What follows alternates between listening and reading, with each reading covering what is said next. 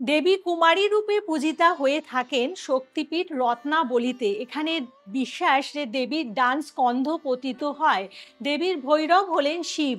আর মায়ের এই কুমারী রূপ দর্শন করতে হলে আপনাকে পৌঁছে যেতে হবে মধ্যমগ্রাম সারদা পল্লীতে একান্ন কালীবাড়ি মন্দির এবং জয়শ্রী ঠাকুর রামকৃষ্ণ সেবাশ্রমে।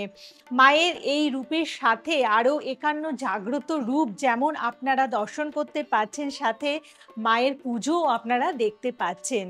মাকে দেখতে হলে আপনাদের আসতে হবে এই মন্দিরে সপ্তাহের যে কোনো দিনে সকাল 10টা থেকে দুপুর 2টোর মধ্যে বা বিকেল 5টা থেকে 8টার মধ্যে।